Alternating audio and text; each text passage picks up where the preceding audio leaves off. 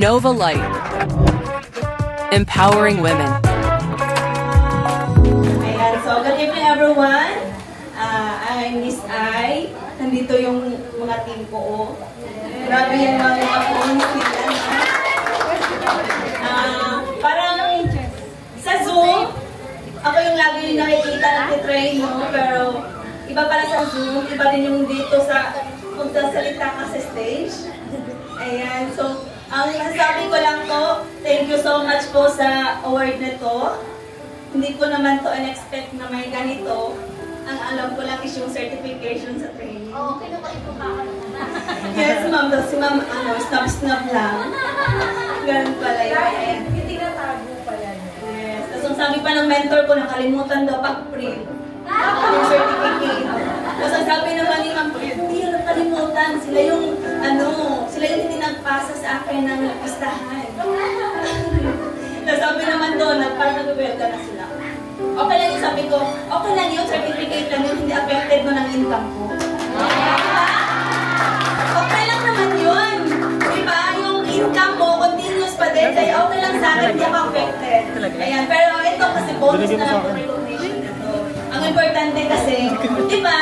Kahit ano yung mga ginagawa mo dyan, at the end of the day, ano yung nag-matter talaga? Diba yung income naman?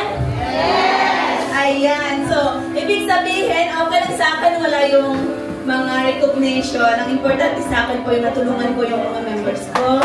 Yung team ko po, salamat po sa inyong trust. Dahil sa inyo, ito na yun. Kayo yun eh. Para sa inyo to, kasi kung hindi kayo nagtiwala sa akin, wala to. At saka, nagpapasalamat din po ako sa Nova Lucia. Salamat po kay Director Evelyn, kay Mentor Tony, at syempre sa lahat po ng staff dito no, sa Nova Lucia kasi kung wala sila, wala to, wala yung income natin. Ito na pa-practice nun.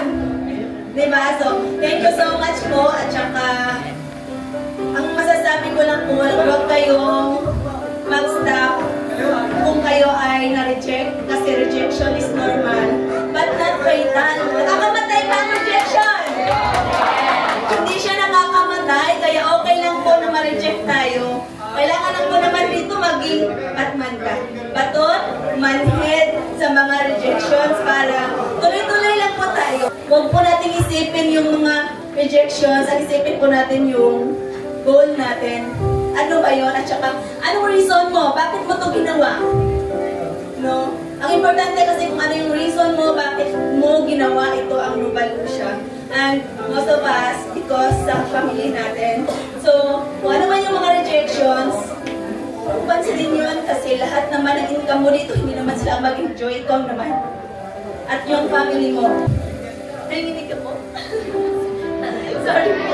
Pinakabahan ako. Ayan. Kahit ano no, at ano pala, magpapasalamat din pala ako doon sa nag-invite sa akin dito. Dati na-work po dito. Katrabaho ko siya before. Nag-work siya dito dati, may nag-stop na yata. Si Miss Clarice. Ayun. Siya yung nangungulit sa akin na sumali dito. At saka, matagal pa siguro, almost a month pa ako bago sumali. Ayun. Kaya, pasalamat ko sa kanya kahit wala na siya dito. Kasi hindi dahil sa kanya, walang Miss I ngayon. Hindi ako makakatanggap dito. Ayan. Thank you so much po. Kung gusto nyo kumita, walang hihinto at saka be positive lang po always at maniwala sa sarili. Walang ibang maniniwala po sa inyo kung kayo hindi naniniwala sa inyong sarili. Yun lang. Believe in yourself first before you convince others. Ayan. At dahil dyan, mas deserve nyo kasi ang plaque, ma'am. At mas deserve nyo ang brand new Condura 2-door refrigerator!